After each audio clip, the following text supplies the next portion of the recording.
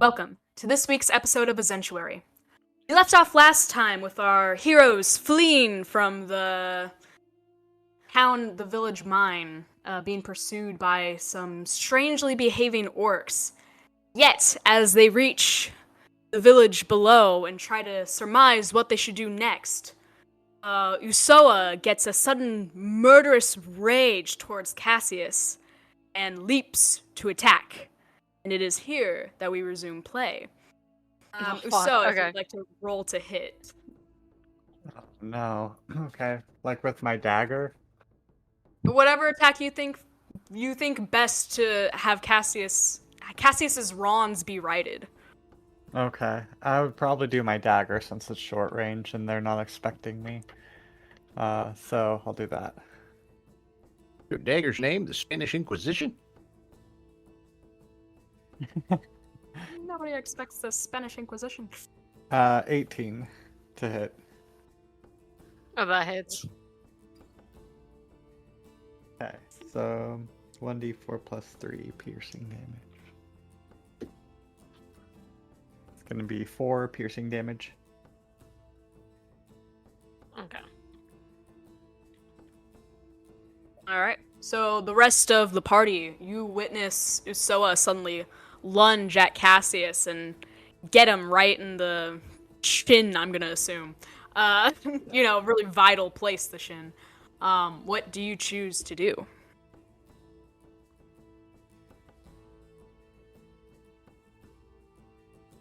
Almost want to see what Pep does before I act. Yeah, Pep trying to think if he can do anything that could actually be of potential benefits at this stage. I don't think he's got any necessary abilities.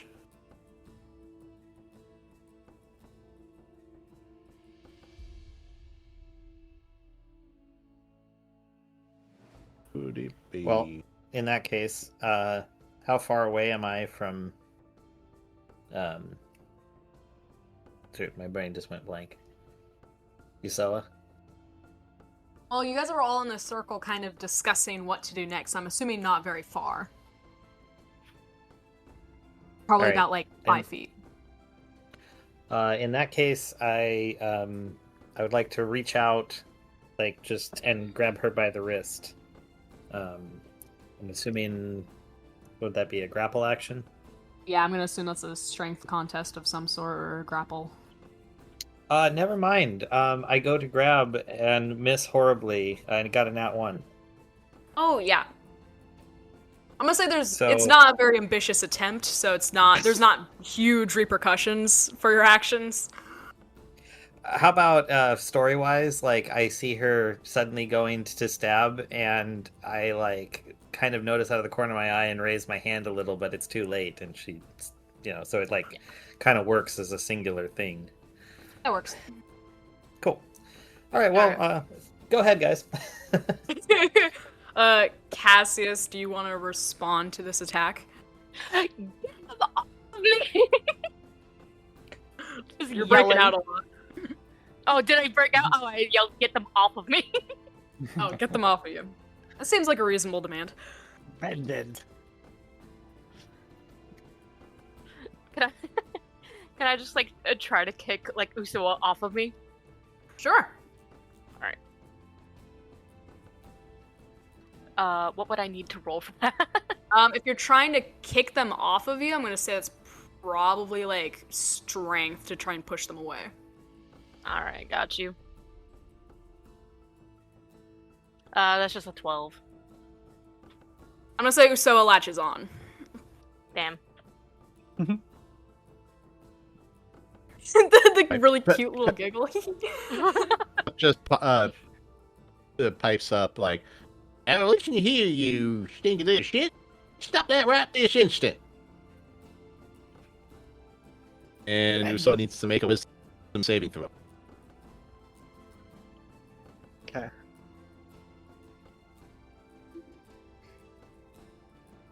That's a 7. All right, you fail. So you take 3 psychic damage and get Oh. demoralized. Oh, jeez. Okay. It's the least damaging thing I can think to do to you to get you back in your place. So simmer down. Fair.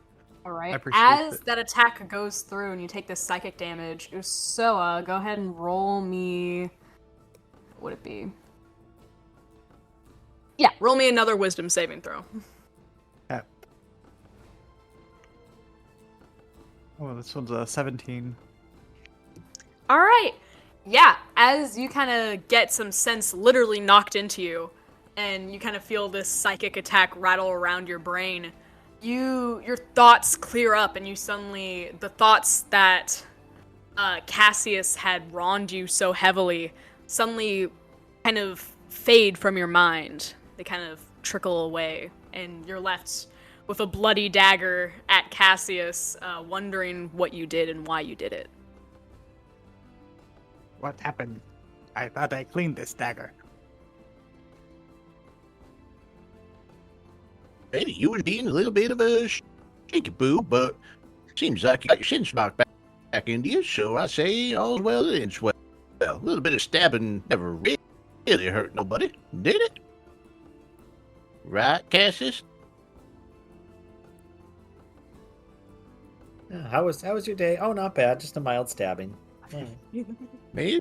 Sure, Just it happens. just a small flesh wound today. I'm very sorry. I can offer 1 cure wounds.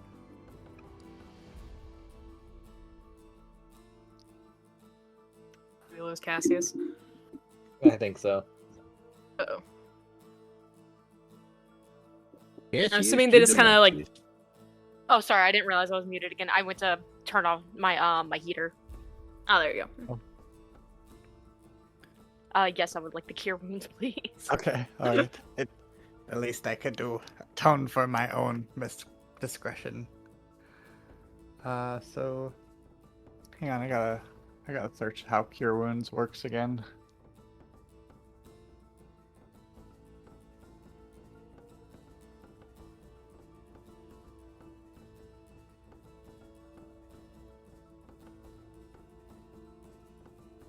Cure wounds, you say? You Alright, jumped so knocked 1d8 plus your spellcasting modifier. Okay, which I don't think I technically have one since I'm not a spellcaster, but I'm a magic initiate, it says, so. You got some Maybe just proficiency 1d8. with that. Well, you still should have... Yeah, just roll 1d8, but you should have at least a +1 or +2, something like that. Oh, okay. For my proficiency bonus, I guess that would be a +3, so. Yeah, just put that on. That's probably the shortest hand we can give it. Okay, that'd be 10. 10 healing. Thank you. You're Oh, you welcome. dealt plus some. How generous. You gotta get a little to get a little. My mama always said.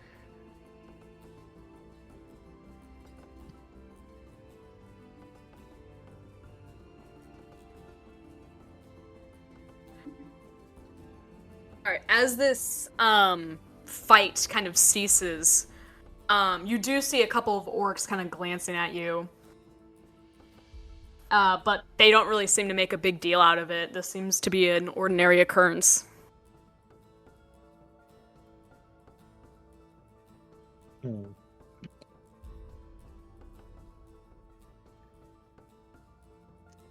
Perhaps we should make our way towards war with haste if we are potentially going to be losing our minds. We need a plan. Now, don't you worry none about losing your mind. It's always the last place you had it.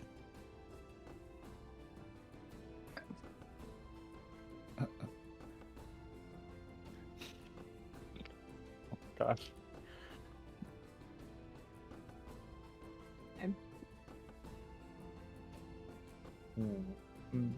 Me still think something in the mines would help if we could make peace between the two orc villages. Then maybe it would defeat war.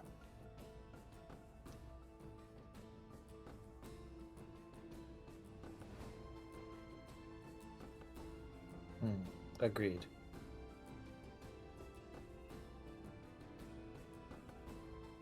All right. Maybe how do you we choose to investigate the other town.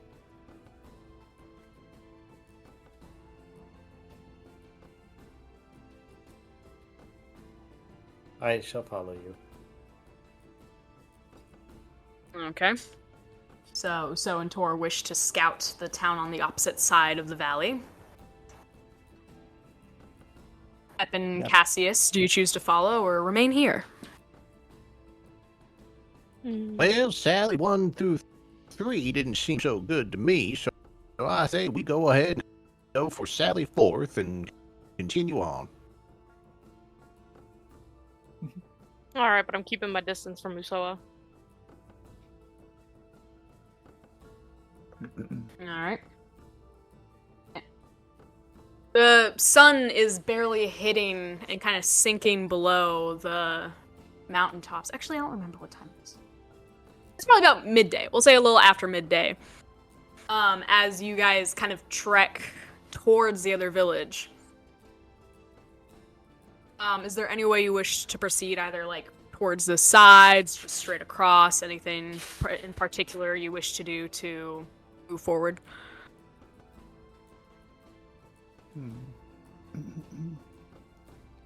Well, since the other village didn't seem really hostile towards us at all, I don't think it's too necessary to be stealthy.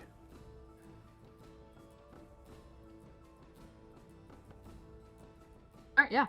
You guys just walk to the other village, and sure enough, you're not really met with any hostility as you come over. But you notice as you approach this village that it gets a lot colder. Like, the air is a lot more, like, chillier. And you notice that rather than, like, very dark, mountainous rock, you see veins of ice kind of creeping in between the mountainside. On this side of the mountain range. And yeah, you pretty much, the village itself looks very close to the other one you were just in.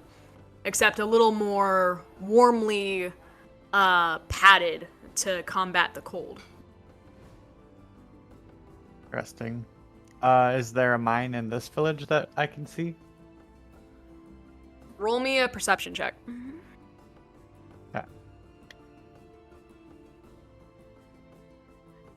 Yeah. 13.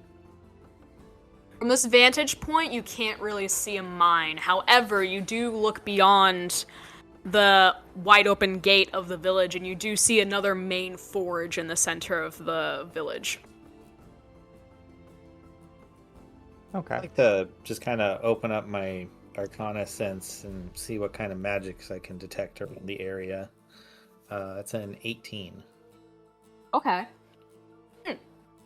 You... I'm trying to think of what magic you would detect.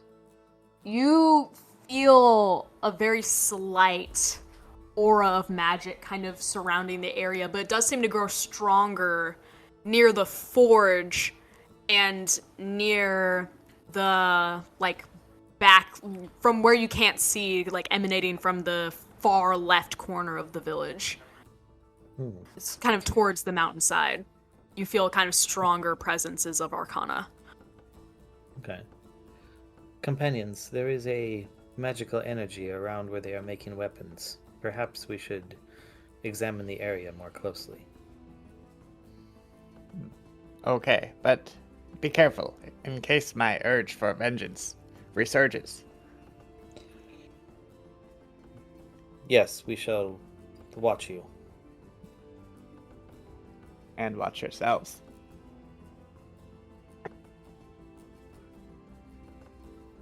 Anyway, I guess make my way through town towards that forging area. Yeah.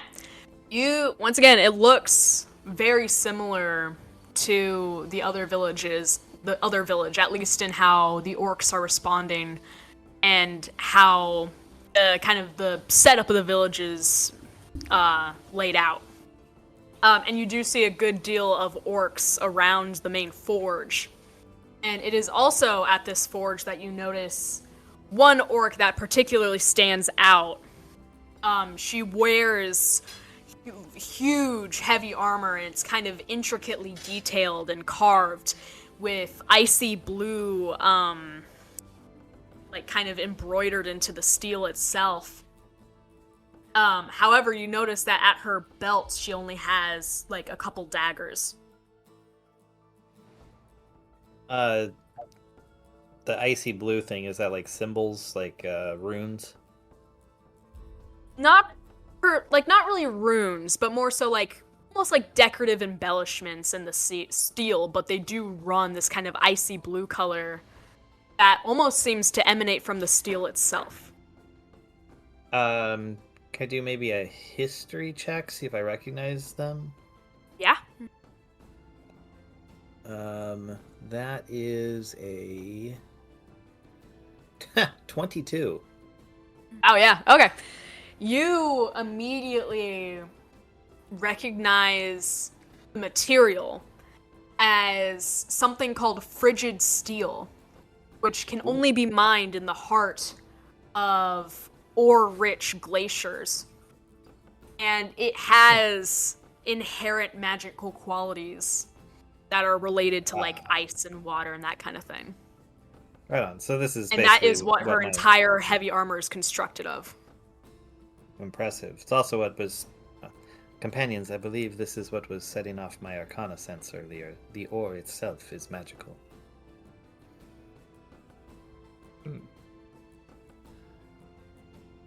Very interesting. Perhaps, Yusoa, you should attempt to purchase a blade. It may be beneficial to you. I will do that. And is there a smith currently working? The large orc that is wearing the armor is working, as well as a couple other orcs who are working on smaller projects. Okay. I go up to the large orc wearing the armor, and I say, "Excuse me. Can I buy a weapon?" She kind of looks down at you and gives a slight scoff. I suppose so. Better you buy from us than those staggle cheevins on the other side. Oh. I saw your battle. Very glorious. Why do you fight them? Because we must. It is how it is. Well, why? Why do you breathe? Why do you wake up to meet the sun each day? It is just part of life. Or doesn't long have is- to be part of life. Then you choose death. How long you've been fighting?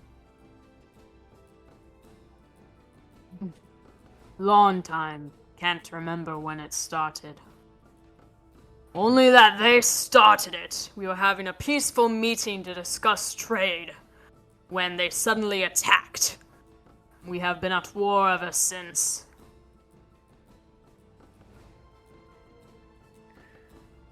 How long you been wearing that armor? This armor is sleek crest value. Very good quality. We make it here ourselves. We used to give Stagolch, and she kind of spits the name out as if it's poison. We used to give them armor and they would trade us for weapons. But no more. Though. But we still make good weapons! Good weapons! Both good armor and good weapons. And she kind of turns to you and kind of offers forth, since you were asking about purchasing a blade, offers forth a dagger, but you can tell that the workmanship is not very good. I changed my mind after seeing your craftsmanship. I'd like to buy a helmet. She kind of looks down at the blade and gives a slight frown before, like, setting it back. She goes, very well. She kind of looks you over. You might have to wait longer. Your head shape not the same as ours. We'll have to make custom. And with the war, could take very long time. Wait until metal is not as precious. Okay. Now, hold on here a sec. You got a pretty fancy knife there. I could use a good knife to slice up some bacon in the morning. If you're not using it, maybe old Pep, you can take a look at it. She kind of brightens up and she's like, "Oh yes, I knew you would think our weapons good, well made." And she kind of turns back with the very warped dagger and presents it to you. Thank you Please kindly. take time in looking. It is very well crafted, you will see. I'm sure it is. Y'all seem like good folks right here. What do you want for such a fine piece of cutlery such as this? Take long time at forge to master. Weapons not our trade, but we learn, and we learn fast and well. 5 gold pieces. Oh, 5 gold pieces? Oh, I suppose that could be it. I mean, I am just an old man here, but if you're saying you need 5 gold, well, then 5 gold it is, I suppose. I don't need to eat next week. Good. Adversity make you strong. Hey, yes, they do say adversity breeds strength. However, they also say lack of nutrition breeds, well, a little bit more than just weakness. But, yeah, you know, maybe it's all lied. I don't know no more. If you're trying to haggle, would you like to roll a persuasion or deception check to convince her to sell you at a lower price? Let's do a persuasion just to see for fun. All right, what's how sad does Pep make this person feel? What is my persuasion? That's a 19. Yeah, this she kind of like thinks for a moment. War is hard, but life harder. 3 gold piece. Well, I suppose that's mighty kind of you. I want to thank you very much for your consideration of this old man.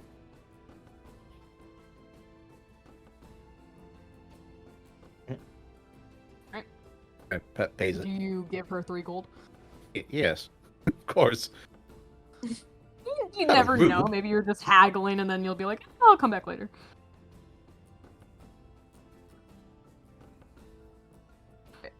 She takes your gold and she hands you over the dagger.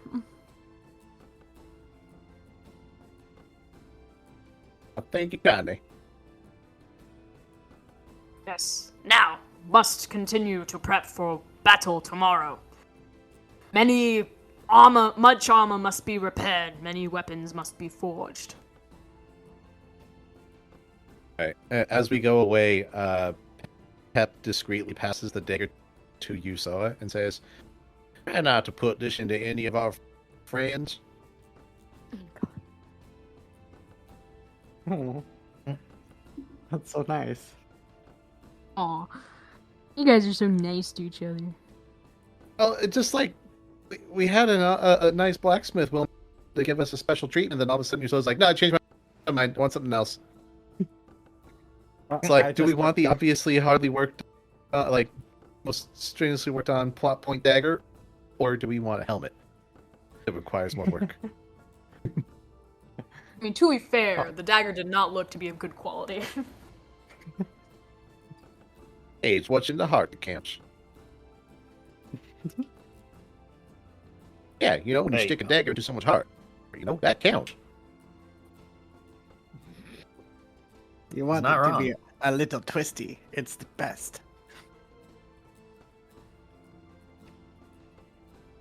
So, does it have any special qualities compared to my normal dagger? And you can It's make got the an cold Arcana thing. check. Okay, I'm gonna Arcana check it.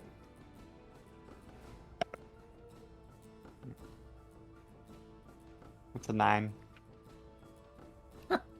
You can't really tell. You kind of jostle it a bit in your hands and kind of give it a few practice prods in the air, but you can't really feel anything special about this dagger other than you can't handle it as well as your other daggers because it is so warped and poorly made.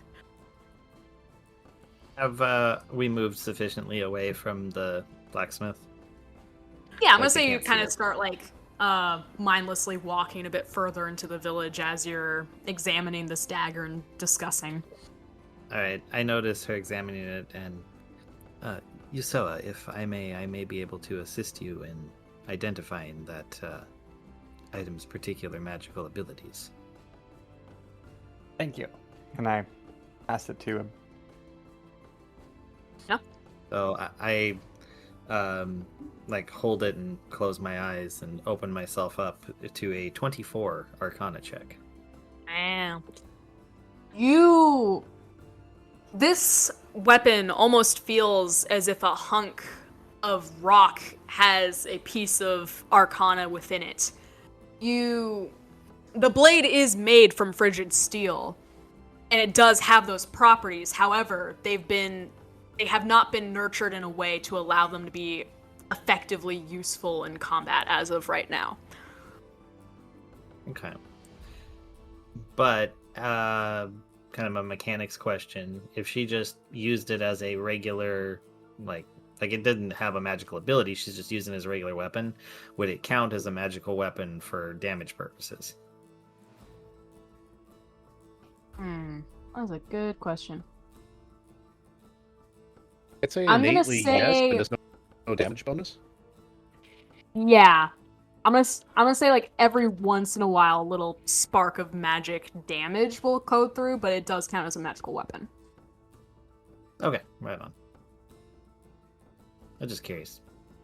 Oh, yeah. Oh, there you go. And I hand it back. I just saying I give it back to her, so I'm not taking it. Thank you. Alright. And can everyone make me a perception check? Absolutely. 14. Oh, that's an 11. That's a 7 for me. I got a 31. A 31? No, Dirty no, one. Oh, dirty okay. Yeah, A 1, Not but a not nat. a nat 1. not on that one. Got you. Alright. You guys are all toddling along, and Usoa and Tor are kind of looking at this weapon. Pep, you look up as you kind of are walking through the village, and you see that you're on the far kind of edge of the village, and you're kind of up against the mountain face that has the veins of ice running through it. And you notice this old orc kind of looking at you guys intently. She stands in the mouth of a cave entrance into the glacier. Yeah, she looks at you with like pale, faded eyes. She almost looks like she could be blind, and yet she seems to stare piercingly into you. Pep just kind of scratches his beard and says, Well, ain't that something? Yusoa waves a little reluctantly.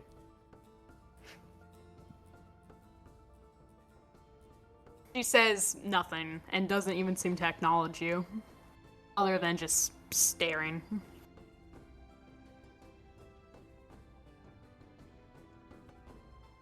I'm going to approach her. Alright. Kind of slowly with my hands out, and yeah, so that she can see I'm not armed. You aside from the 2 arms you got. As you approach, she kind of looks beyond you, but she speaks as you grow closer. I know what you seek. What is it? You seek to win the villages over from war. Or kill war. The latter would be ideal. To kill war is a fool's errand. Good thing we all be fools. Maybe we can He fight does give war a small, chuckle. with peace. Peace can only be found when hate is killed. How do we do that? Folks, now we gotta kill more. No, only one. We must kill hate. Then we can Yes. kill war. Hate has taken physical form here in Sleekcrest. War has sent his own image, and it has conspired within the village, posing as one of us. Ah. Would you perhaps know who this poser is? If only it were that simple. My mind is clouded. He makes every effort to keep the war going. The entertainment strong, the hate fed. There is Batul, our forge master. She is being fed the words of hate. It is this that keeps her fighting. Find the source of the hate, and this village may be freed. There is our answer, companions. We must find where she eats, for if she is being fed hate, we must kill the chef. Oh my god. You're Taking Taking Not words literally could be your downfall. I ain't saying it's Thank you for right, saying but that. I ain't saying it necessarily wrong either. I've seen stranger things in my years. Is there somebody close to the swords master, like a advisor, Yes. best friend? Many. There is Batul's second in command. The keeper of records. And others who advise her. Perhaps we should speak to the record keeper. I agree. He nods. You will find him in a tent on the other side of the village. He is not hard to miss. You will hear him before you see him.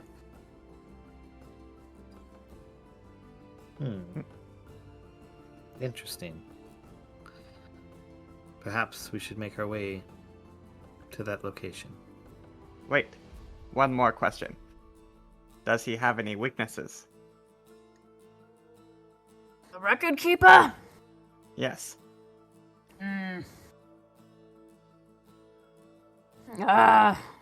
He doesn't like to share the Lack knowledge. of let's say organization. that. Yes, we shall bring him disorder. Like I said, it could be one of many people. Many discuss with Batul the efforts of war. She confides in many. Choose wisely, lest innocent blood be on your hands. True. Thank you. She nods and kind of stares off into the distance again, her eyes unseeing.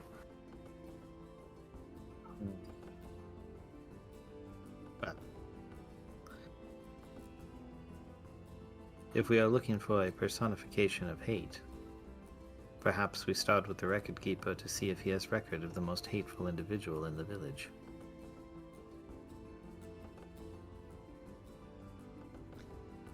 Good idea.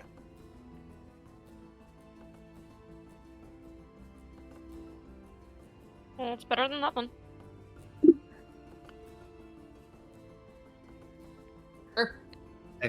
Excellent. Then, as Pep says, let us sally forth.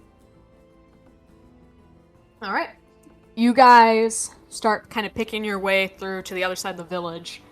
And sure enough, as you start to get to the far side of the village from where you started, you hear a very loud, crotchety voice kind of ringing out. I told you before, you ain't getting nothing unless you have the files.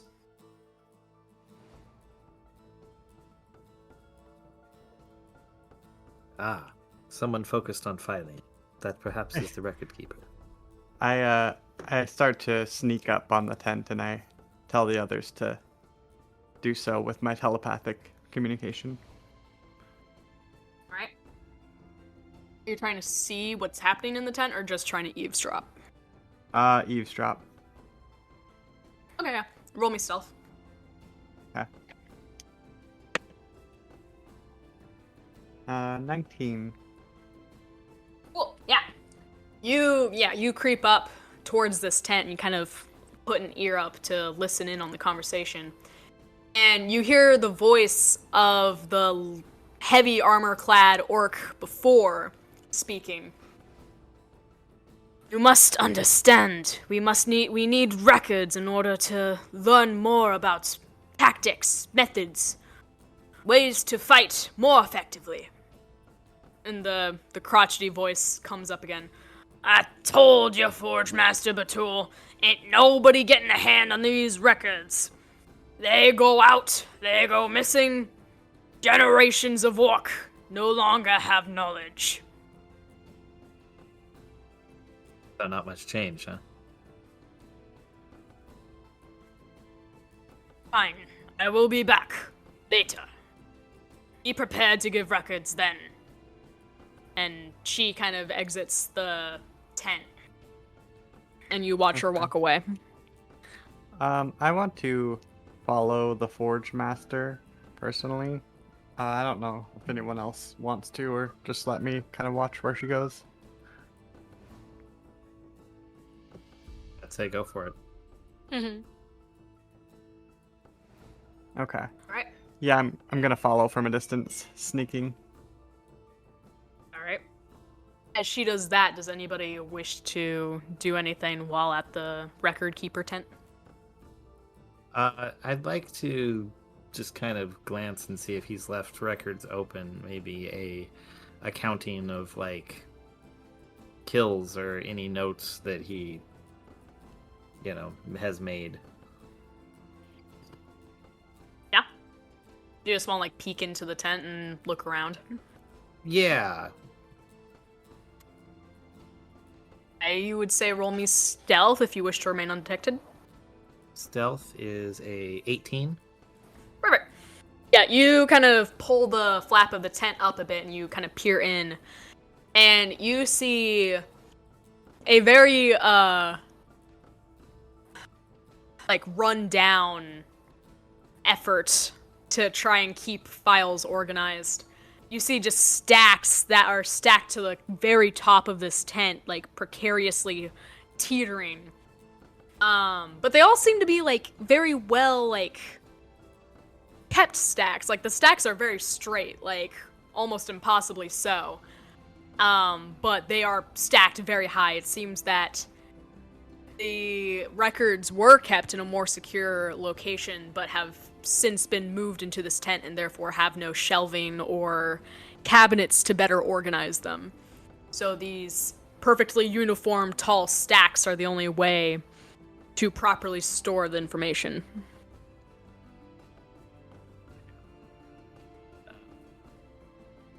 Well, I say I look around and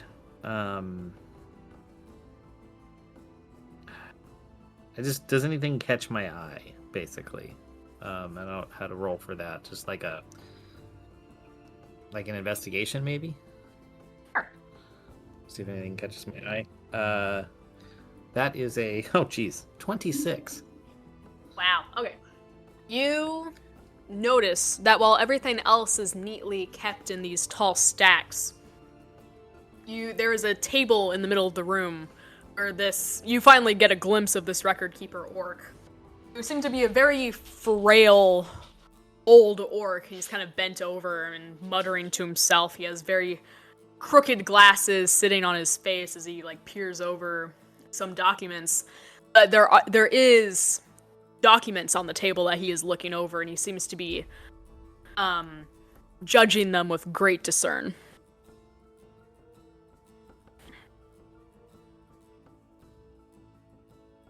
I just want to walk over boldly, since I'm going to stop sneaking and like intentionally walk up and touch him on the shoulder. Hello there. Ah, who are you? Ah, you may call me Tor. I was just curious. Do you hate your job? Hate my job? Oh, what makes you say that? I love my job. And he scowls heavily. I am conducting a survey in benefit of the war effort, you see. I am trying to make sure that everyone is thoroughly enjoying what they are doing. A soldier who hates their job is not very good to us winning. And he kind of affixes his glasses back on his face correctly. What questions were you trying to ask? I assure you I am every benefit to this war effort.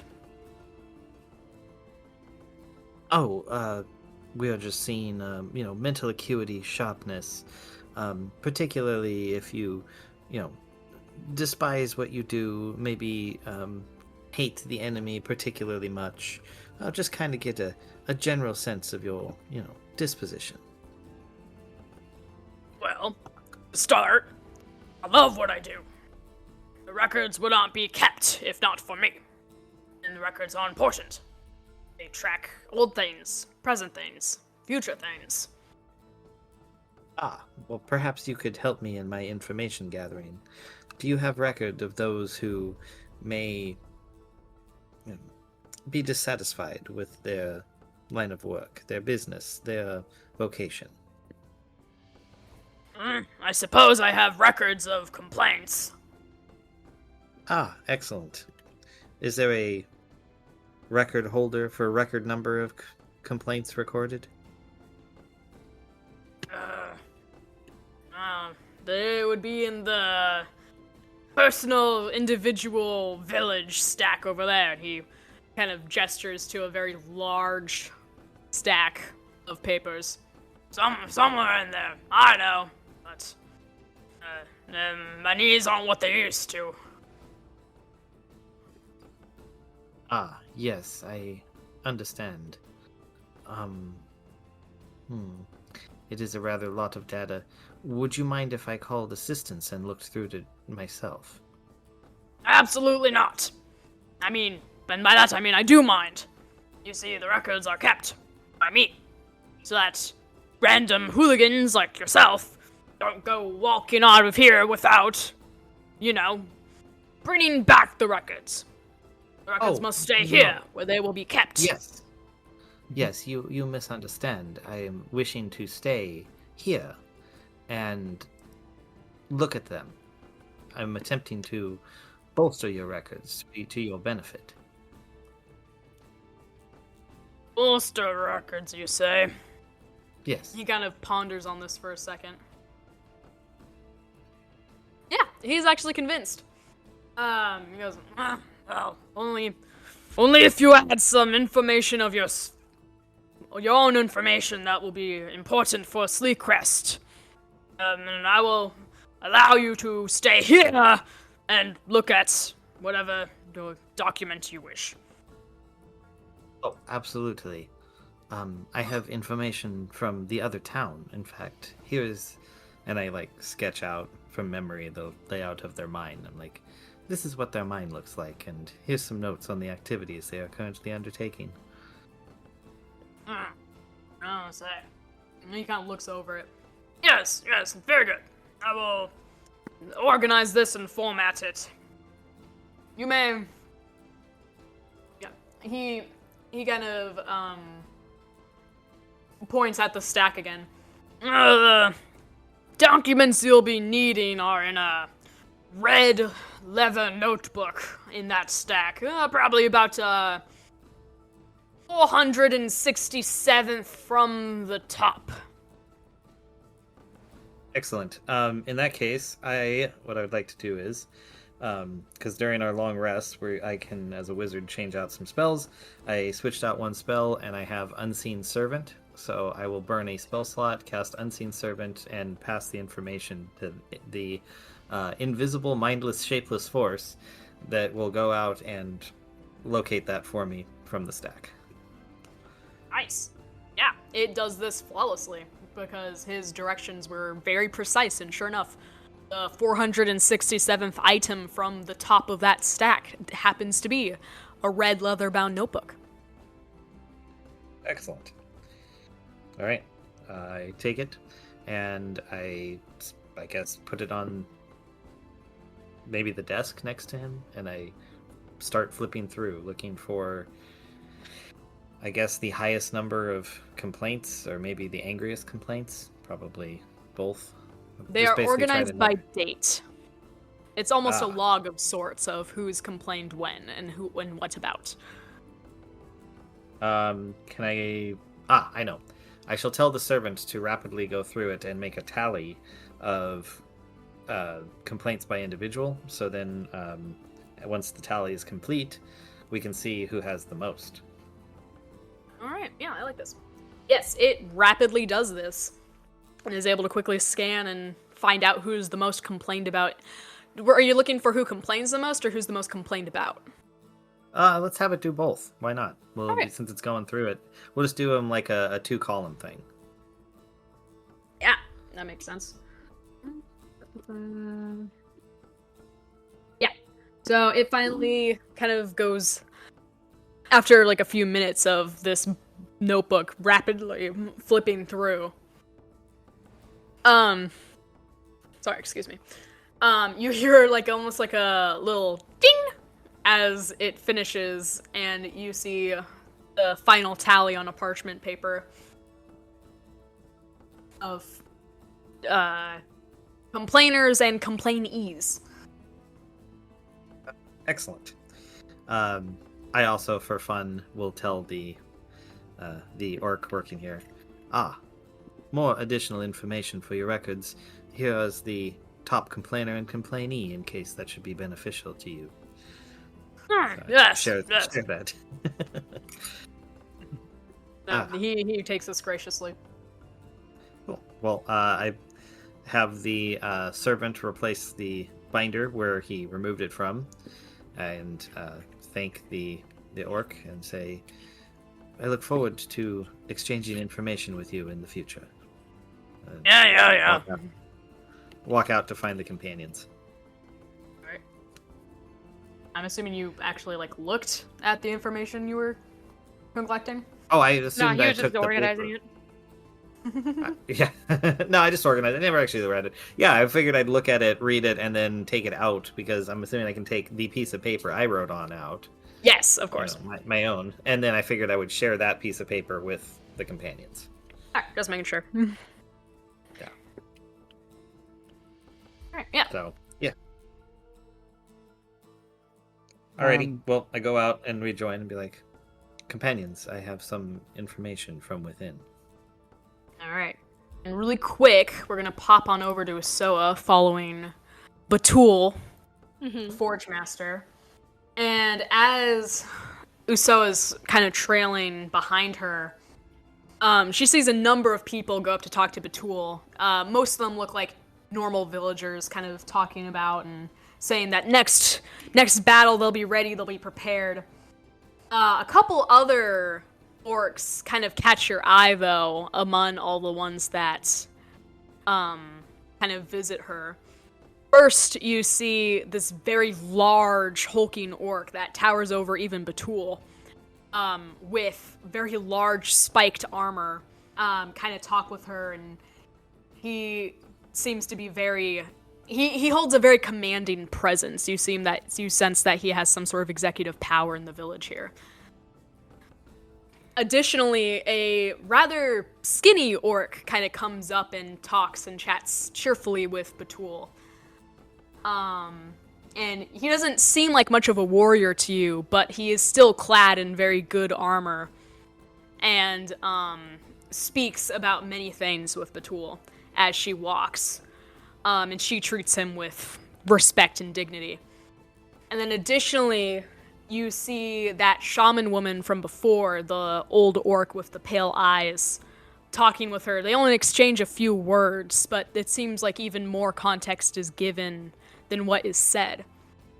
And at the end of the walk, she goes into a small hut, one of the homesteads of the village. And you can hear her conversing with someone inside as you creep up to the Okay. door. Yeah, I sneak up to the window area, I guess, actually, and go underneath the window to listen. All right. You hear her. At first, it's only a mumble, but then you hear Batul start talking. Yes, it was another good battle today. We did not win, but we will. We will, and things will go back to normal, and everything will be okay. And you hear another kind of murmured, raspy voice respond. Yes. Yes, Mother, it will all be okay.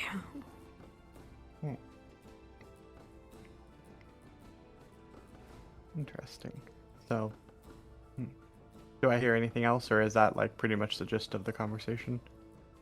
You hear a big pause, and then afterwards Batul goes, I found a good book in the home today. I thought it would be nice if you heard it again. And she begins reading this passage from a book in Orcish. Okay. I won't listen anymore. Obviously, I think it's like her and her kids, so I will sneak away and back to the party.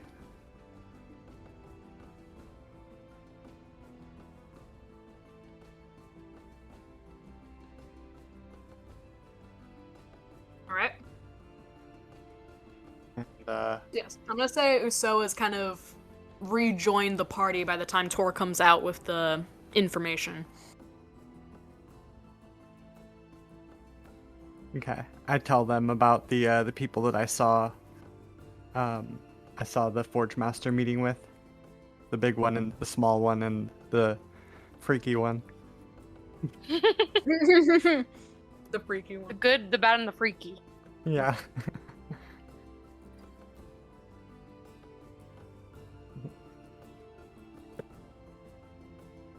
Alright. And Tor, do you wish to go over the list your unseen servant made?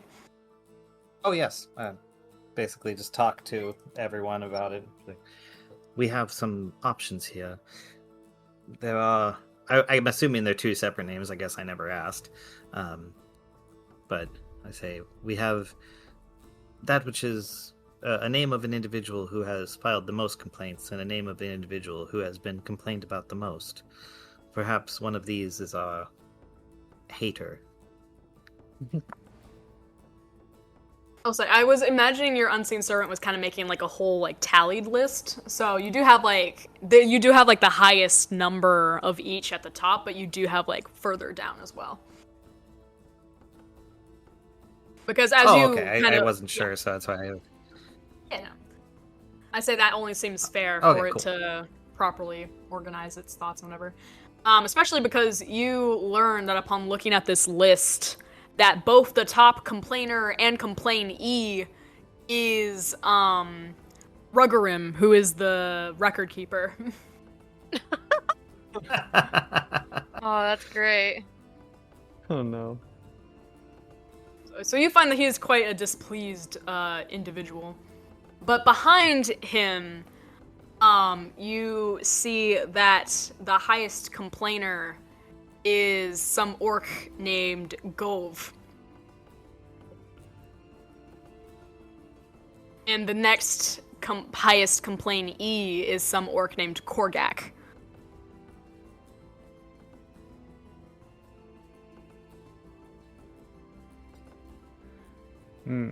I can keep going down the list if need be.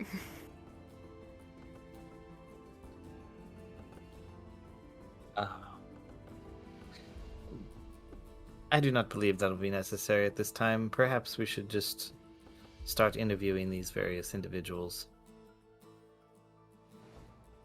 Maybe Alright. we could ask the record keeper the description of each one, and then pursue.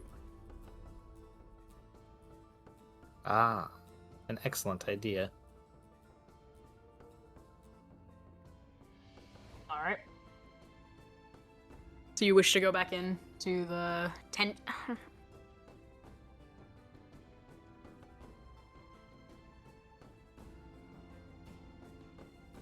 I'll go in if nobody else wants to. No, go ahead. Thank you. Yeah, alright. So Soa Okay. enters the tent. I said, "Greetings, wise record keeper. I am told you know much of the town." I'm the only one who knows as much as I do. What about it? I'm curious about a couple of orcs I heard about recently. I was wondering if you could tell me their description physically. That depends. Are you gonna leave this tent with that information? Because I'm supposed to be keeping the records here. It's only verbal information, Hmm. so that would be okay, right? I don't know. And he kind of turns his back on you and gives like a shifty side eye as he like does something on an abacus for no reason.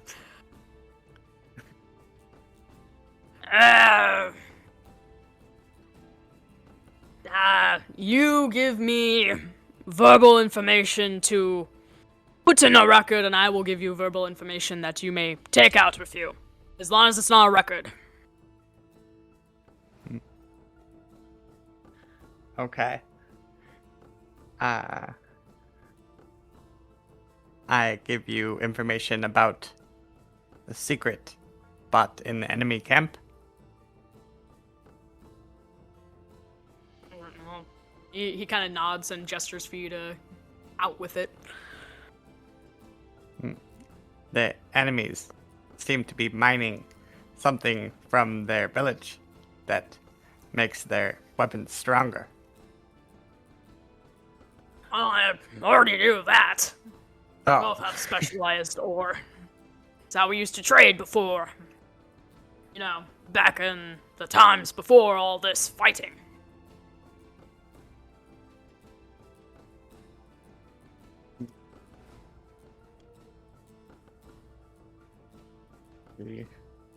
You have anything else?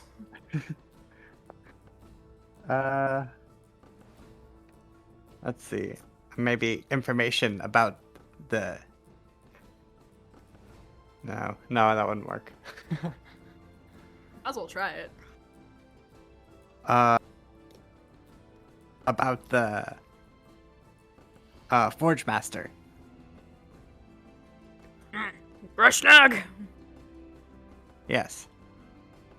Well, suppose we could always use a little bit more on individual traits. Out with it then. Krishnag has been meeting with someone who is fueling their rage towards the other orcs. Oh, you mean the tool. Okay. Oh, sorry. Yeah. Sorry, I thought you were still in the enemy village. No, you mean this Forge Master. Okay. Yeah, this one. Yeah. Meeting, feeding, evil. I don't know what you could possibly mean.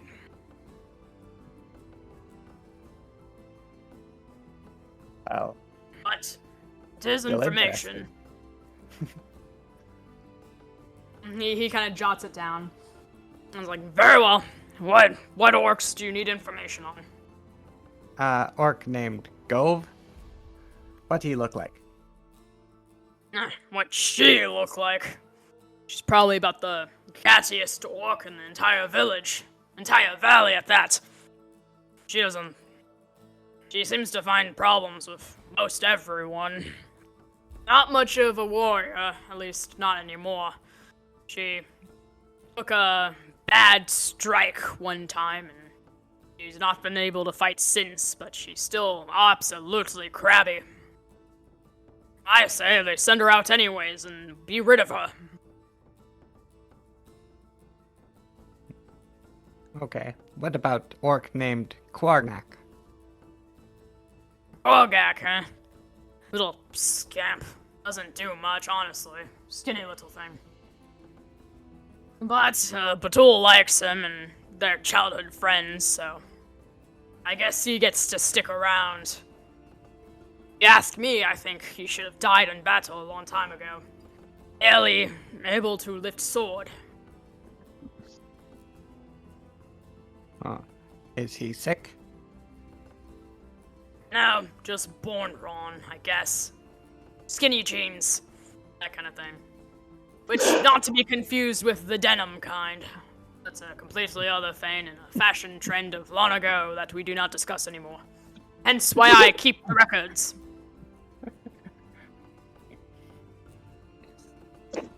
They went the other way to parachute pants. Fits orcs better. It does, but now all we wear is armor, so what's the point anyways? Record keeping, that's the point. But I say, that's about all their discerning information.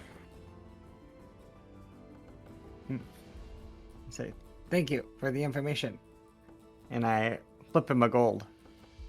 And then I say, 1 more gold if nobody finds out about this later.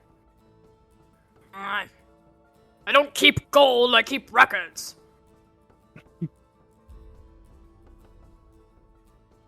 He kind of Either tosses it back, he looks offended. Oh, okay. Oh. My apologies. Well, still, your discretion would be appreciated. What is there else to say? It's not like, not many people coming here asking about, weirdos in town, asking about orcs in town. It's a bit redundant. I just leave at that point. He kind of waves his hand at you as you go.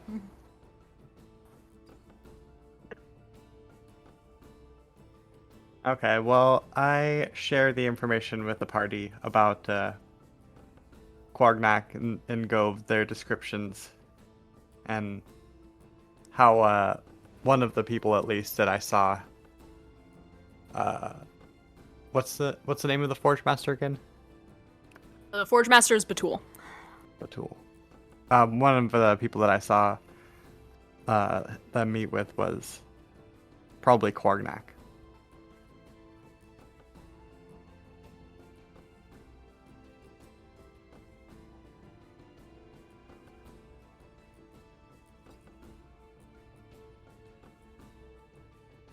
Alright. Does anyone choose to respond to this information?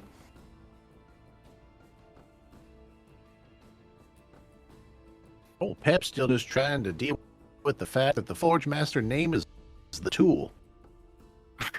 Oh my god. Yeah. I noticed this. I also was remembering something.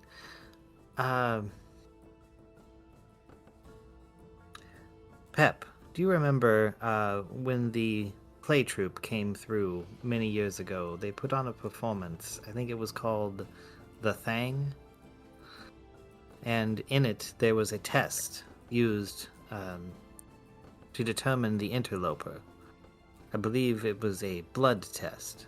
Perhaps we can shorten our exploration here by performing blood tests on the various individuals. My thought is a small poke might out the individual hiding as hate. Of course, I remember that time. But one of the small problems is that they also had to use a lot of fire. And they also, at the end, couldn't figure out who actually was the interloper. So maybe it's not necessarily the best test, but But you know, if we you got are no skipping ideas. to the end. You are skipping to the end. It did work to determine by the blood, and I do not believe Hate would be able to contain himself should we break his skin. If he is truly the Quite possible. personification of Hate, after all. So perhaps I could make a very small poking device. Hold up a single finger and turn it into a blade.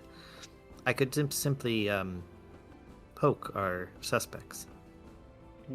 I mean, not to discredit your idea, but we already got a small poking device.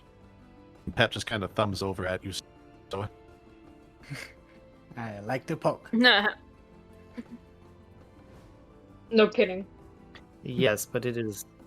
I was attempting to not pass on tetanus.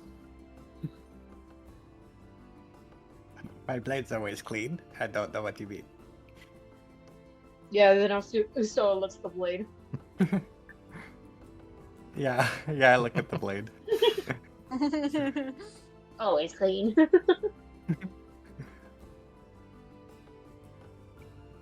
cleanliness is so in it. Simply an offer, in that my blades are, freshly created. Oh yeah, and when's the last time you washed your hands?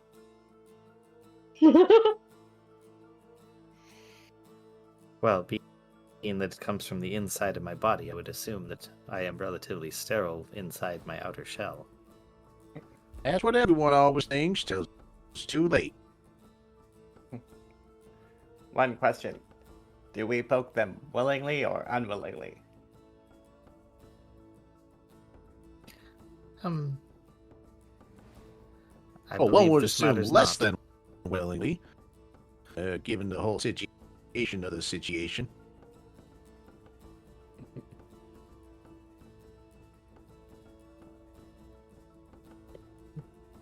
I will say, I don't know many people who like to be willingly poked. Especially not with something that draws blood. It's true, but most people get angry if you poke them unwillingly. Yeah, there might be a small flaw in that their plan of seeing who gets angry when they're poked. And I like to think that's most people.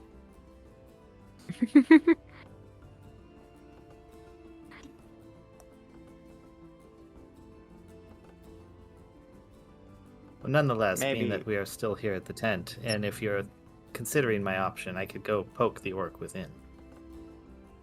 I mean, it don't seem like the worst idea. The worst idea would probably be to set fire to the whole tent. Or maybe cast a plague upon them, or poison the entire town's food supply. Those would be much worse ideas. So, yeah, I guess Yes, poking but ain't so bad in comparison.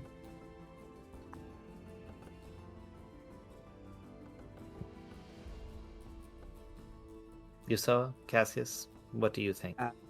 Should I go poke them out real Poking quick? seems unnecessary for the record keeper, at least. He seems mostly just focused on his records. But yet, he was the chief complainer and complaint receiver? How often does he leave the tent, though? That is irrelevant. You can sow hate. Also, without you ever might leaving a reckon room. the. Oh, I guess so. Just trying to think out loud here, but if my job is to keep a record of everyone's complaints, I think by nature I would be the number one receiver of all complaints. Kind of the job description. Hot. I'm sure it was so funny. I was just doing a logical assessment. It's funny. Maybe we should spy on the other people that Batul met with. Poke them. I say just poke him and see what happens, yeah.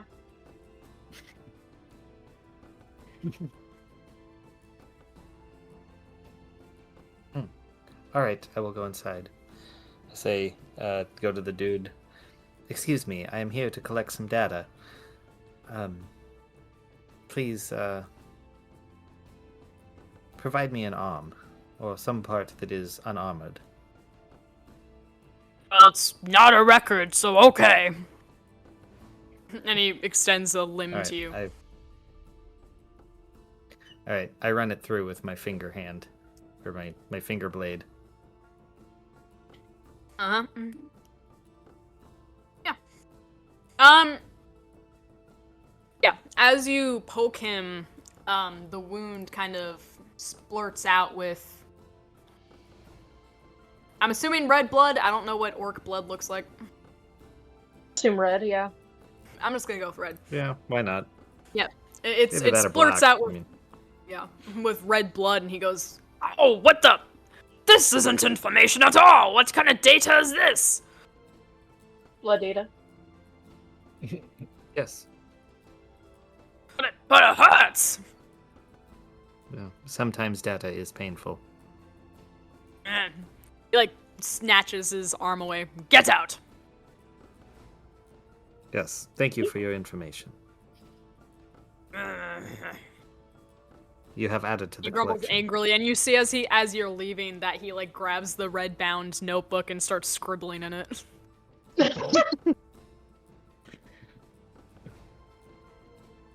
Alright, I come out. Minions. I do not believe that was the individual we are looking for. Therefore, we should go to the next one on the list. Yeah, just keep poking people. That was pretty funny. Sounds good to me. Alright, so I guess we start searching for the next person down the list. Alright. The woman, I guess. Alright, Goov. Goov. You... I guess you're just looking for, like, a really catty-sounding orc. Yeah, that sounds gooby. Oh, with some sort of injury that prevents her from fighting. It shouldn't be too hard to find. Go ahead and roll me like an investigation or something as you walk through the village. Investigation is a 27. Oh, yeah. Also, if I'm there, like, maybe I would recognize the person who talked to Batul. Yes. But you do not see any people that talked with the tool on your way through the village, at least not right now. But Tor, your striking eyes as you're looking for these characteristics land on this female orc who's kind of sitting in a chair, like weaving baskets, and you see her, she's kind of talking very angrily with another orc. I approach. Excuse me, ma'am. We are collecting information for the information giver. I need to poke one of your arms. Why do you need to poke my arms? My arms is fine, it's my legs that are bad. That should be what you're looking into. I want to get onto battlefield again. Yes, Don't I like me noticed your cooped up legs here. Yes, your legs are already injured, though. The information is from the arm. Which one would you like, the left or the right? Right arm. My left arm is my good fishing arm. Thank you. And without like even moving, like without even the thought or hesitation, I just extend a finger and poke right through her arm. Yeah, similar to your previous attempt, it spurts forth with red blood, and she lets out a cry. Ow! Hey, what the heck? Thank you. Your information has been noted. You scoundrels! Yes, you may file a complaint with the information desk. Damn, No. cold-blooded. Cold-blooded. Companions, next.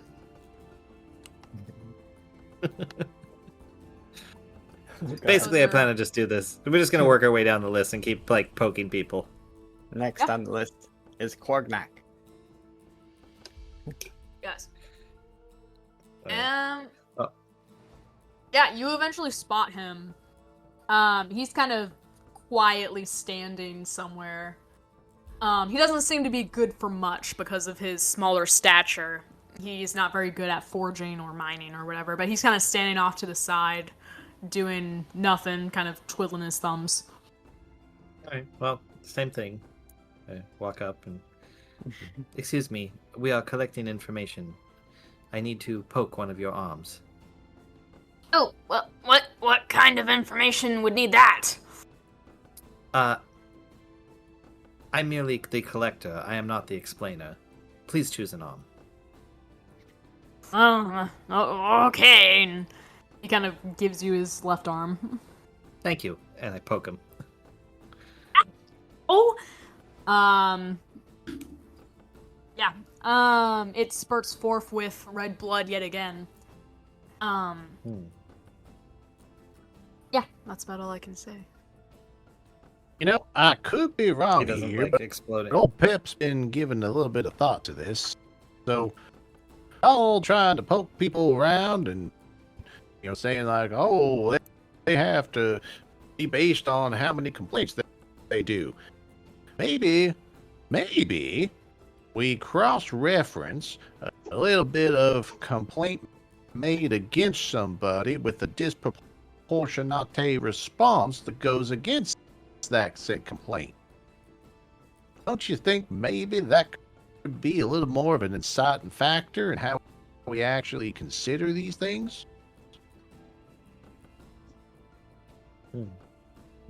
Maybe That I is should spy. that's acceptable. I mean, I'm just thinking out loud here. I mean, it seems a bit silly for us to be poking every single arm in town. I don't know. I think we should keep doing it. Well, if you think it's the right way to go, and it's the right way to go, I'm just thinking that, got the whole army out here, and maybe if we start working a little bit smarter rather than harder, it might actually work in our favors. Then again, poking is as poking does. Pep, And why don't poking you is work on fun. this cross-reference? Yes. Pep, why don't you work on that cross-reference, and I will continue poking. Look, there's another orc over there. Excuse me, sir. Go ahead. Yusoa wants to sneak off and keep following Batul. So, I go back to that house that I saw her at first, and I take a spot in the shadows and wait for her to come out. Yeah, as you're kind of hovering by this house, you do still hear, like, muffled conversation within. Oh, okay. That after a while, Batul does leave the house. And kind of walk back to the forge. Oh, okay. Does anybody meet with Batul on the way there? What was that? Yeah, the big burly orc from before with the spiked armor, kind of chats with her a bit. And he seems to be, like, laying out some war plans. Huh. Okay. I want to break off and follow him. Okay. Yeah, he kind of just goes around. You follow him back to a kind of makeshift training ground area made out of crates and scarecrows, where he has some admittedly very young orcs. I would say probably about, like, equivalent to, like, human 6 years old, but in orc age. Kind of clumsily wielding around weapons as he directs them to attack the dummies. Which they do very, clumsily. Interesting. Okay. I make my way back to the party. And I tell them about the information and the big orc and where his little training grounds are.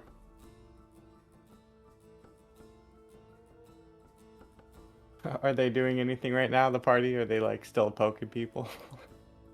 Well, I know Tor's They assume they- helping people, and Pep is I'm supposedly selling cross-referencing things.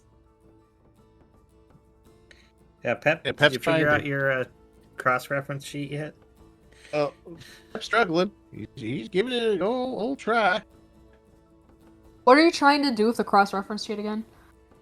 Well, basically figure out um,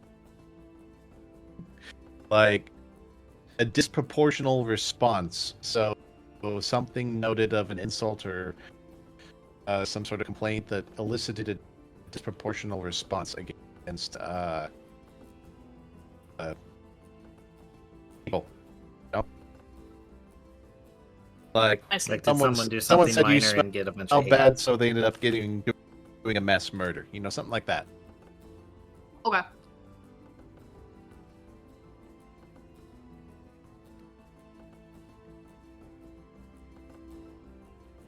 I'm trying to figure out what you would roll for that. Probably like, I feel like just an investigation check, I suppose, to cross-reference information. Yeah, that ain't so good. That's 4. Yeah. You don't really see anything discerning or anything at all that seems to be like an overreaction. Yeah, figures. I want to move someone up the list in priority to be poked. I think we should poke the big orc with the pokey armor next.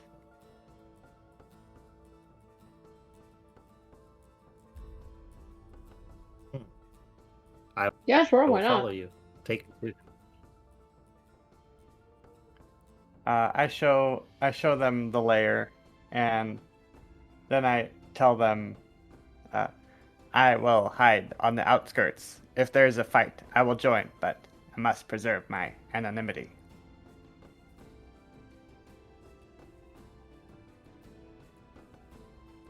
Understood. All right. So yeah, you see the scene that I laid before Usoa before of this big hulking orc directing these basically children to learn how to battle and fight.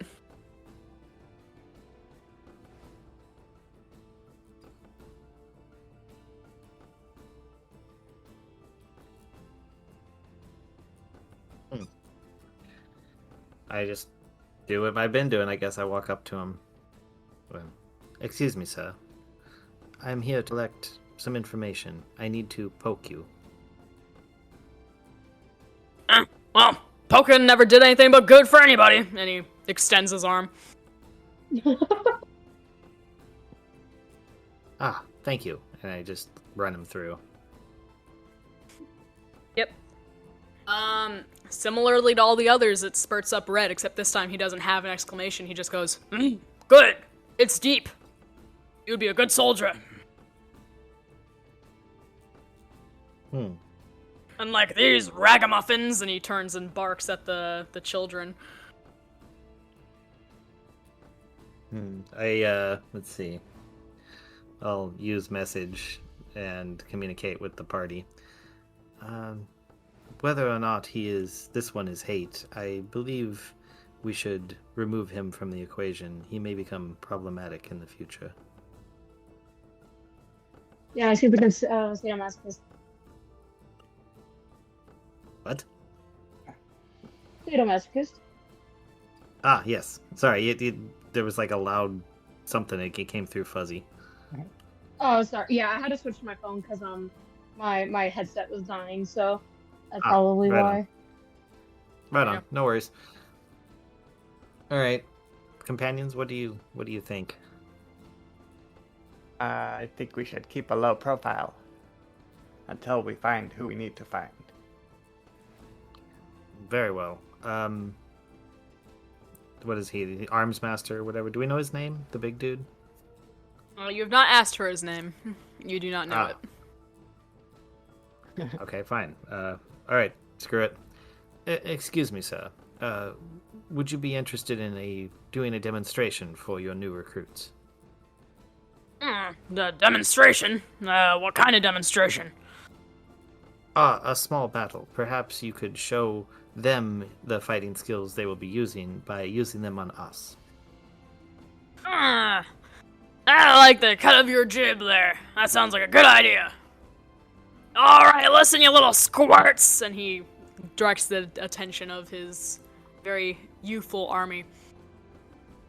We're gonna show you how it's done! Exactly how you should attack, and how you should defend. And he kind of readies his weapon against you, which is a very simple short sword. But his armor seems very intimidating. Okay. Yeah. I kind of nod to the companions, and a shimmer, I guess, ripples up my body as my right hand becomes a blade. Alright. Yeah. He gestures for you to take the first swing.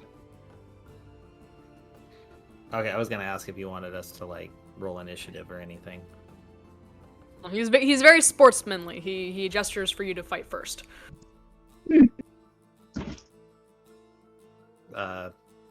Okay. Sure, I'll come in and take a swing at him. I had to find my d20 real quick. That is a 18 to hit. Your sword hand just barely connects with his armor, but it shears off, and he kind of gives this big laugh. See, with Sleek Crest armor, you will be nothing but safe on the battlefield, he says to his unwatchers, and then proceeds to take a swing at you in response. Okay. And that is a 14 to hit. He does not hit. Alright. So his sword also misses, but he kind of laughs it off and tries to say that he was, he kind of turns to his group and is like, just giving him a warning shot, you know?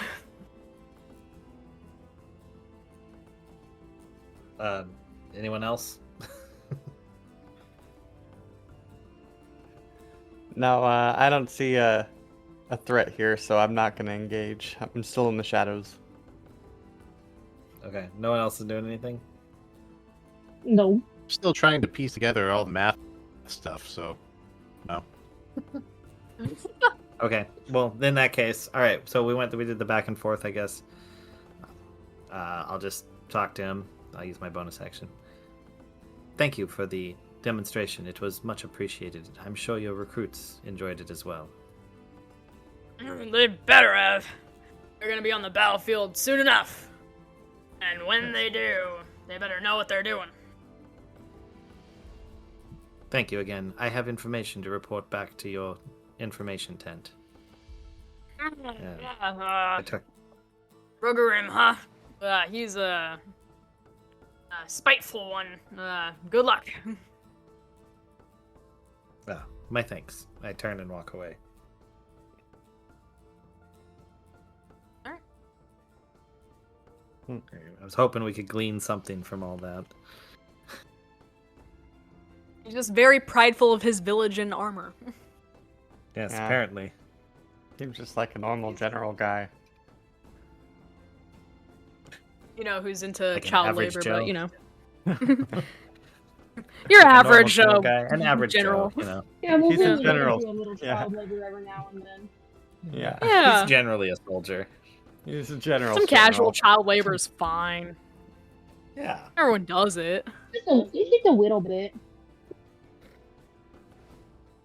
You He's saw like, well, what was that, Coney 2012 or something?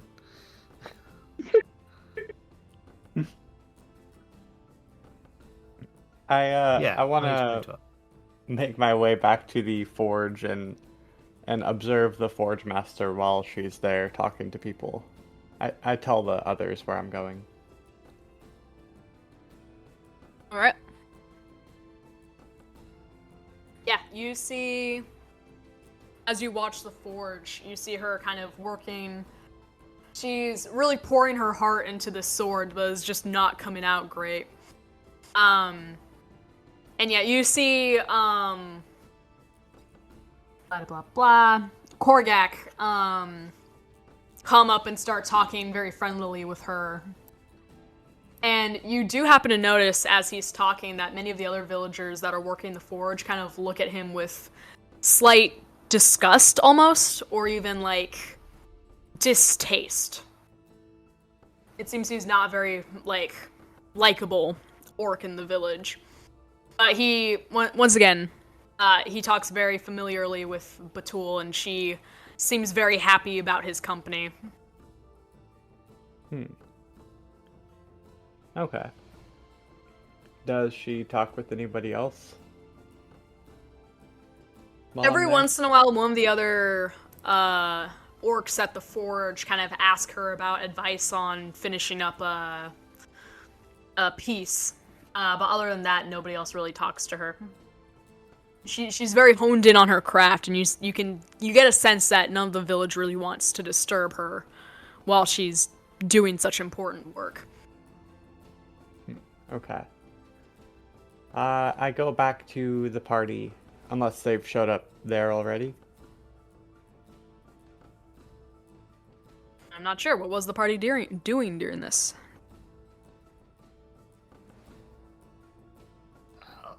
I poked a couple more people, just walking around. And I watched. Eric? I tell them, methinks that the poking strategy might not be the right test for the job. Are you sure? I think there's still a few people that we haven't poked yet. Maybe this person has normal blood, just like other orcs. Yeah, probably. But I mean, it was still fun to poke them. Not saying Pretty we should entertaining. stop. No, don't get me wrong. Big fan of poking. It can carry on, but want to try something else. This Korgnak seems to be particularly disliked in the village. Maybe he has dark magic.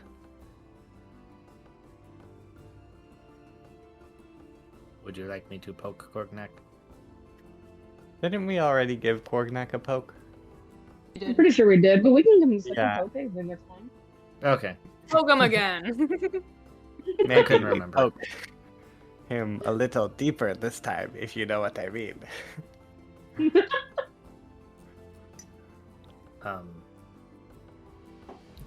If you'd like, yes, I can penetrate deeper.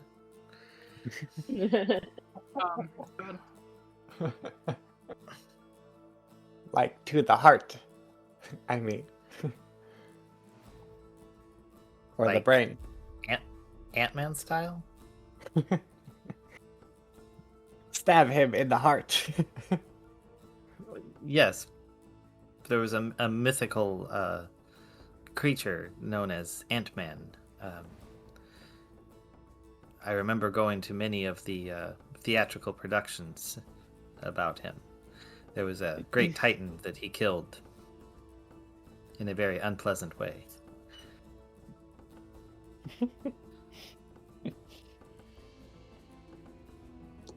Maybe there's a way we could make it look like an accident.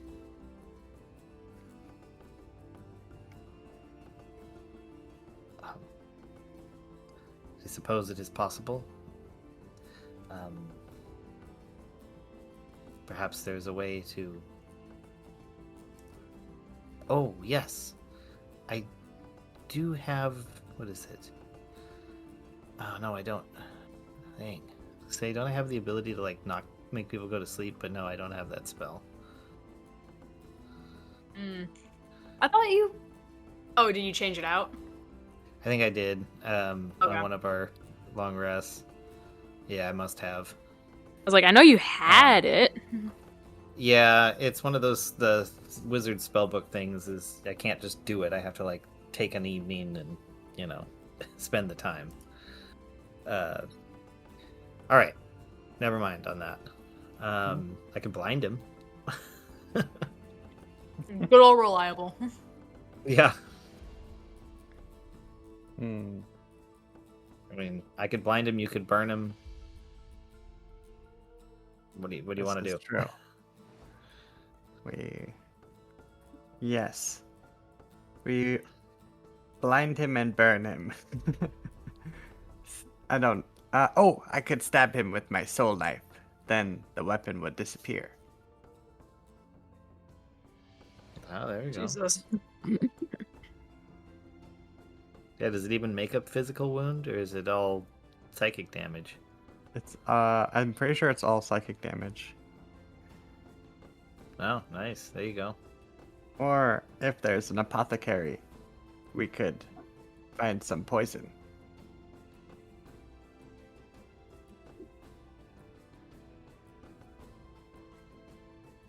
Sounds good to me. Mm-hmm. All right.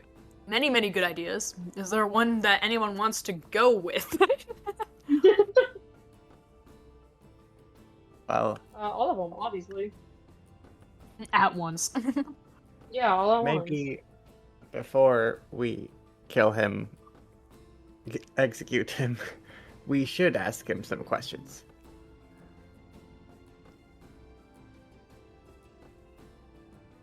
I could What's the find plan on his that? home and be waiting when he comes home, maybe.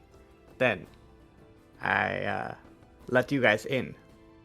Something like this.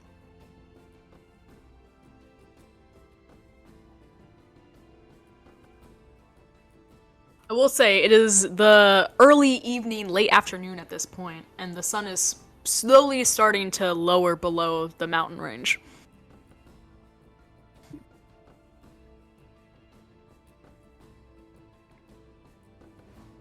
Okay.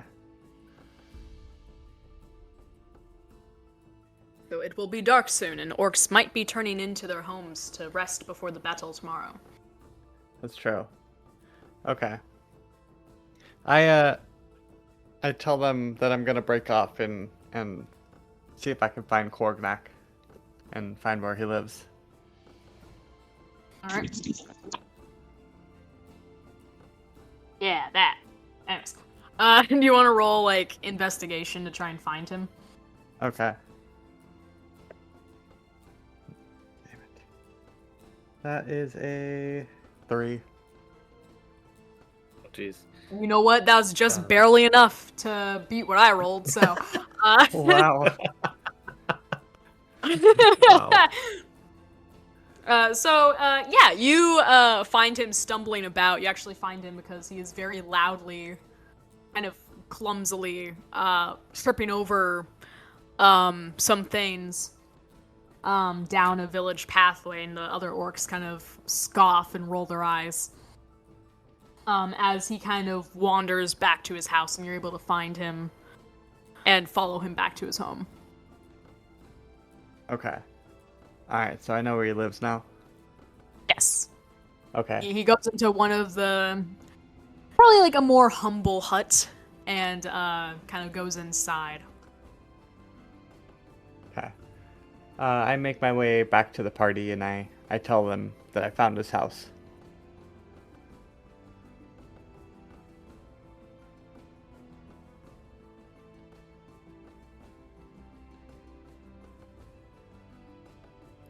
And do we go over there, guys? I will follow you. Yes, yes, Balance Pep. forth. I'm gonna assume Cassius is along for the ride. Yep. Alrighty. Yep, you, like a makeshift Gain, toddle on to teach this poor guy some lessons, I guess.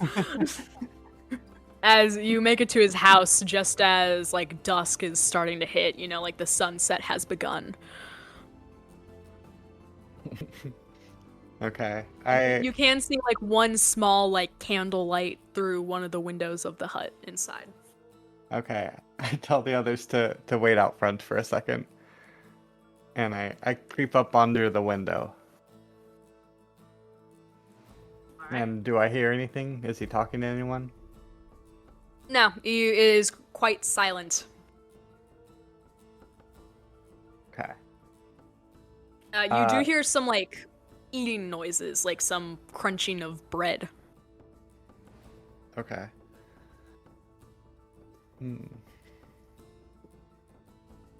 I telepathically, I talk to the others and I say, he's eating dinner.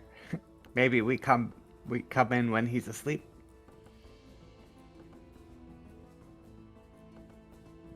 It is acceptable. Okay. Or why not? Then, yeah, I guess we we kind of just wait there for an hour or two for the candle to be blown out. Yeah, after a couple hours, you see the light in the house dim as the candle is blown out. Okay. Alright, I give it like another 30 minutes. And then, is there only one entrance and one exit to the hovel? Pretty much, there's just the front door, plus like 2 very crude windows on either side. It's a very small, modest little hut. Okay, I try the door and see if it's latched. Yeah, it is locked. Okay. I think I have my lockpick tools. Yeah, lockpicks, small files, and pliers. So I try to pick the lock. Alright, go ahead and roll sleight of hand. Okay, that's gonna be a 25. Oh yeah. It takes you like a couple seconds and you're able to unlock this door and it kind of very slowly opens inward. Okay. I creep in and... Wait. You saw wait. the message. Oh, okay. Do you see him? It's gonna be small enough you can see, so I'll message to you. Do you see him inside? Yeah, I look inside then. Do I see him? You see very humble living. There's like a small chamber pot in the corner, a very small, maybe like 2 foot by 2 foot table where you can see kind of part of a loaf of bread on it, and then a very basic, like rough skin sleeping rug where Korgak is sleeping. Right. So, really quick, Yusoa, your intent is to kill, yes? No, I was gonna wake him up and question him, actually. Oh. Then why did we wait until he was asleep? Why didn't we just question him when he was awake? Intimidation factor, I guess? Also, so we can make sure he's unarmed. Okay. But if we want to kill Sure. him, we can. I just didn't like the idea of killing possibly an innocent man. I don't think Yusoa would like that, given her desire for vengeance. This on man's evil. been a war. No one in war is innocent. Damn. Okay. Is that Hemingway? Okay. I don't know. I don't know. But are you going... So, okay. Well, if you do intend to kill him, please let me know before you go in. I mean... No, I don't see a point of the element of surprise here if you're not going to kill him. Like, the whole point of, like, sneaking up on him is you get, like... You know. Okay. Yeah, I mean, I am down to kill him. I just... Yeah, that would be fine. Alright, well... Here, take a little power up. Okay. The flame melt. Alright. No, I was thinking poison. Oh, okay. You have poison? I can give you the ability to spit a 15-foot cone of poison on him. Oh, okay. I like that. But They I won't mean, be expecting go ahead that. and... Well, stab him first and then open Okay. your mouth. All right, So then sounds you get good. the bonus for your sneak attack. Okay.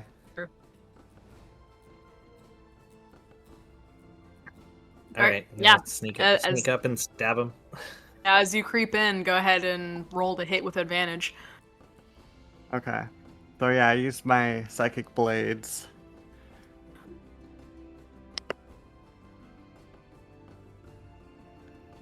So the first one is 17 to hit. Yeah, that hits. Okay. And then that is a Don't forget to roll your additional sneak attack damage. right. Okay. So that's 15 psychic damage. All right. Second one is actually an 11 to hit with advantage. That does not hit. Dang. Well, actually, Okay. well, he probably would have taken his armor off to sleep, so he's probably completely unarmed right now. Yeah, that hits. Okay. All right. And then, so that one's a D4.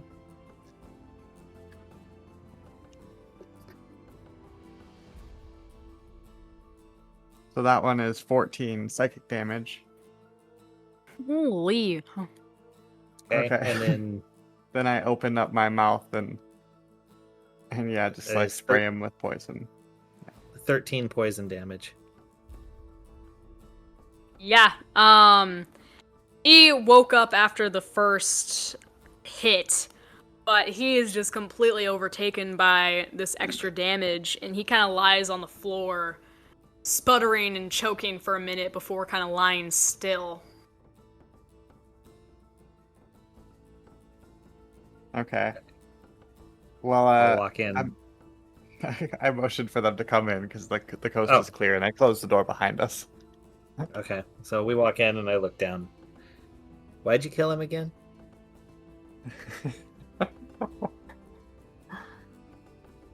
Ain't right. All I'm saying, ain't right. Oh my god, you guys! I didn't want to. I thought you wanted to.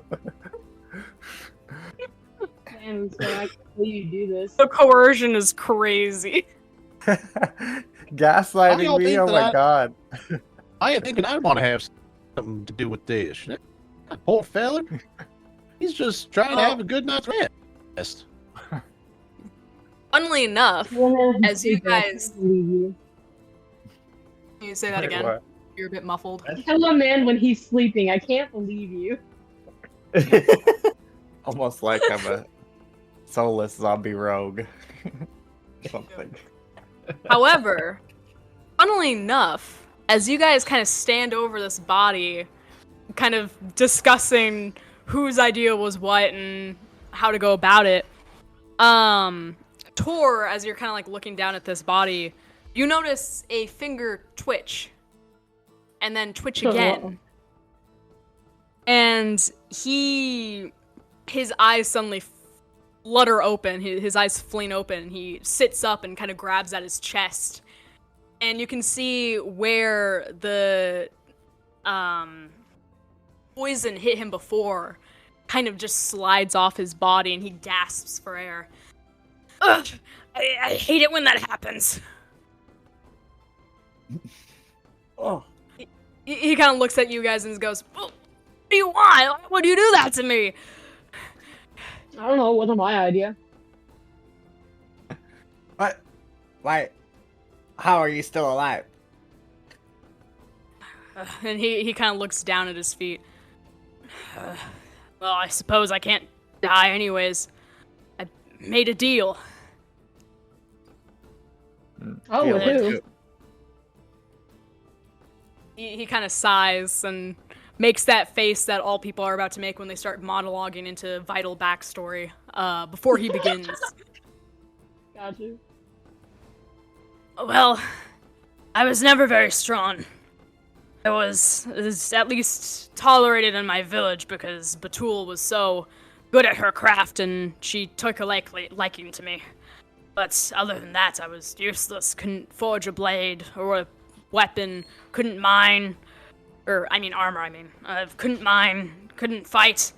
In fact, that first battle against Stagulch, when war first started residing, I perished. But In the midst not of this, for Pep long. starts playing his pan pipes to give a little sad song to it. Perfect. Let me play a sad song on the world's smallest violin. Takes out his little lute. He's got pipes as well. Give it like the little Yeah. the gravitas it deserves. So, he continues. But I thought I was dead, but I woke up and saw war before me. He offered to grant me immortality and have another chance at life if I planted a seed of hate in the village. And I did. I didn't want to die. I still had so much to prove. But ever since, I've been battling and I still do not die, as I can't. Not anymore. But I fear I have sold my soul and damned myself for eternity. This is not just.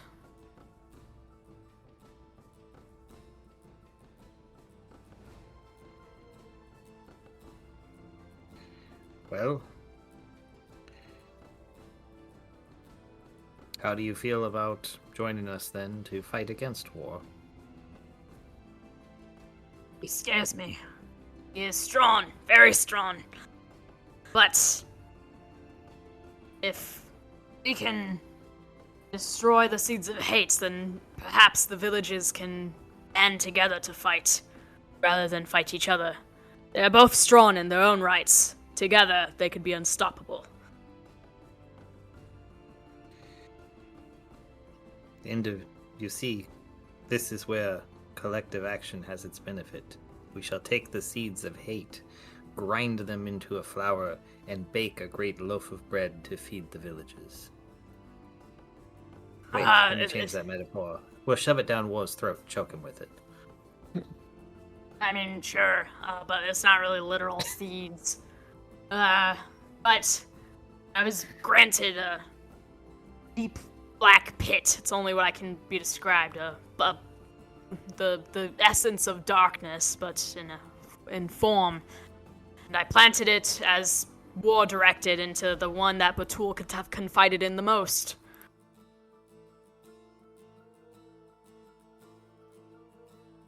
And that is? Her mother, Shalor. Shalor's been ill for a very long time, and Batul visits her every day and confides in her and asks for advice. It would be the most, unnoticeable change, is if her advice suddenly turned more and more, battle-seeking.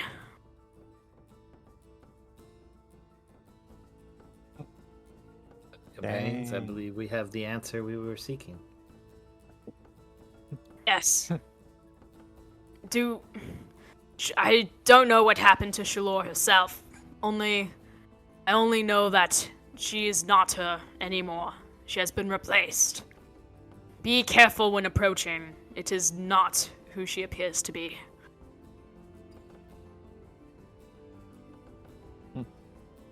And as he kind of says these final words, his eyes suddenly go wide and he grabs at his head. Roots of my head! And, you see his eyes roll back as he struggles with, like, some internal fight before, he kind of goes pale and flops down dead. And you see a wound, a gaping chest wound that was not seen before suddenly surface on him. And he seems to be reverted back to how he was before immortality. It seems war has caught wind of your actions and his betrayal. And I believe as you're left with Korgak's dead body and you hear a eerie howl echo across the valley, we fade to black and come back here tomorrow, or next week.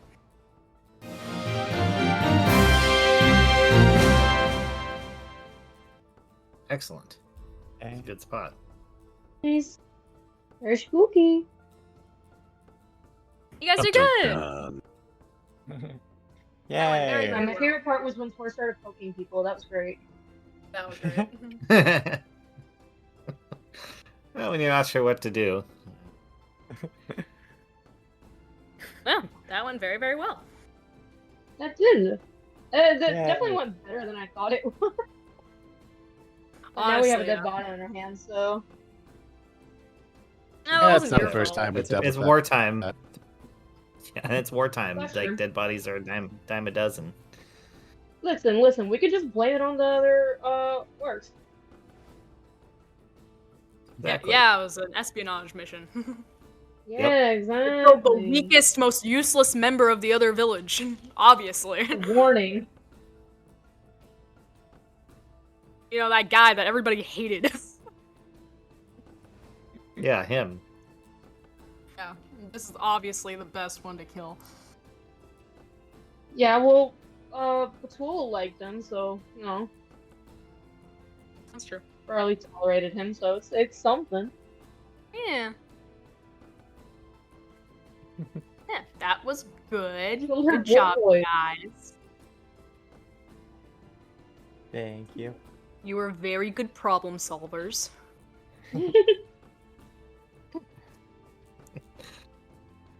Thank you. I didn't think we were, but thank you. I mean, Solvers, or murderers in sleep. And then stumble upon the answer. no, you zeroed in on the suspicious guy, like, right away, so, you know, that's good. Yeah.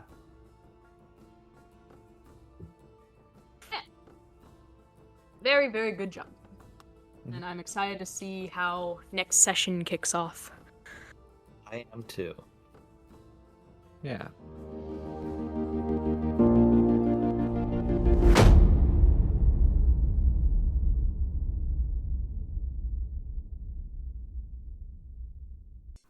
This has been an Azentuary LLC production. Find us online at azentuary.com for character bios, merchandise, Patreon, and more.